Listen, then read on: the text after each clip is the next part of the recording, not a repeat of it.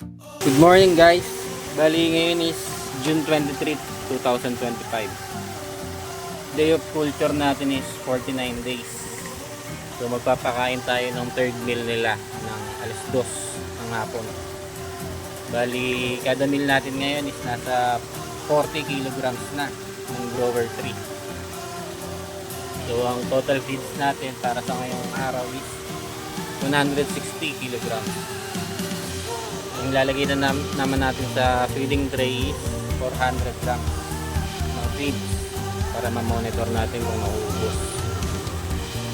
So samahan niyo ako magkain guys. Sa check tray namin guys is 400 grams na ngayon.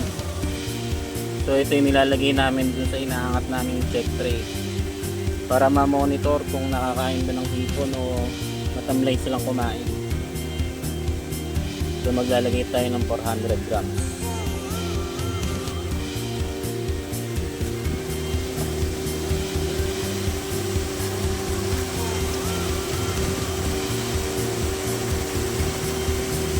Yun. Sa pagpapakain ng hipon guys, kung saan kayo mas madadalian, kung gusto nyong ilakad o ibangka, nakadepende sa inyo yan guys. Lagay na natin yung para sa check tray natin na 400 grams.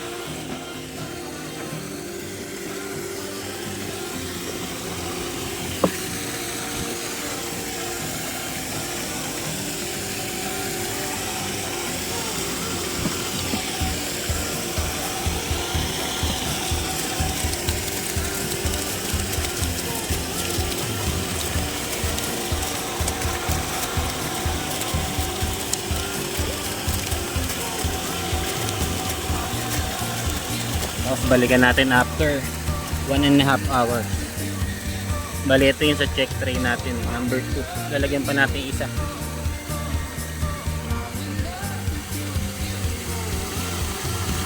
Lagyan naman natin tong isa pa para sa first feeding tray natin. 400 grams din siya. Tapos babalikan natin after 1.5 hours.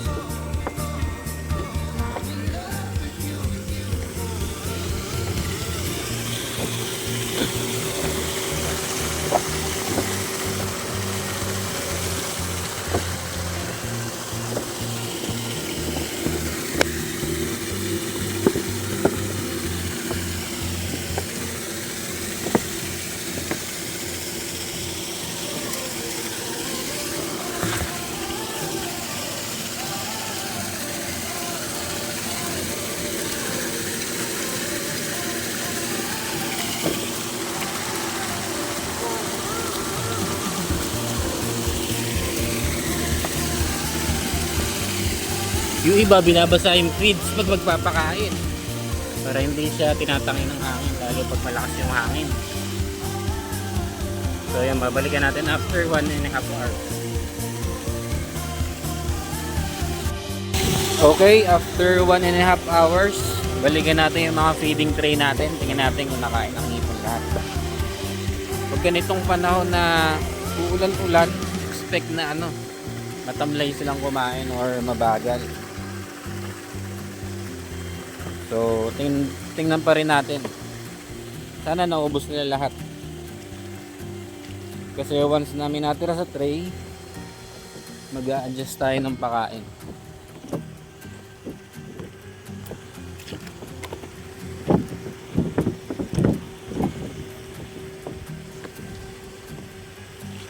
So, puntahan natin yung first tray natin dito sa dulo.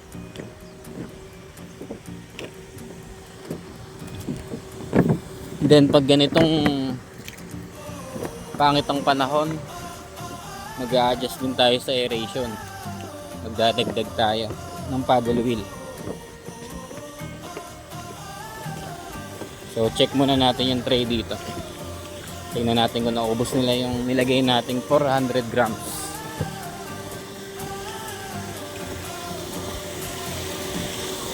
Sa mga nagtatanong, ang gamit namin feeds is from Hokpo. Yung mga probiotics namin, isa na dyan yung BioSolutions. Shout out sa Biosolutions and Hokpo. So check natin tong isang tray.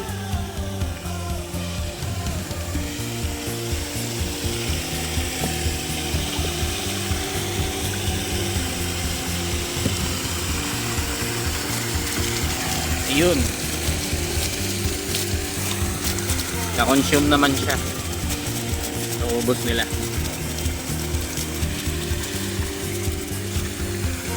So check natin yung pangalawang tray sa dulo.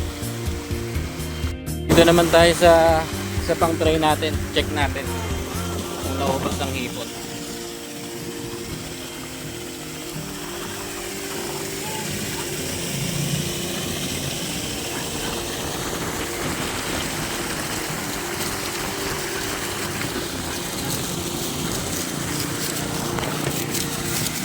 So naubos naman siya. So okay yung kain nila kahit ganitong masungit yung panahon. Paulan-ulan. Guys, for today, huwag kalimutang i-share, like, saka paki-follow na rin ako para makita ng ibang mga interesadong mag-start sa pag-shrimp farming. Magka-idea sila. Maraming salamat guys. Hanggang sa susunod na video.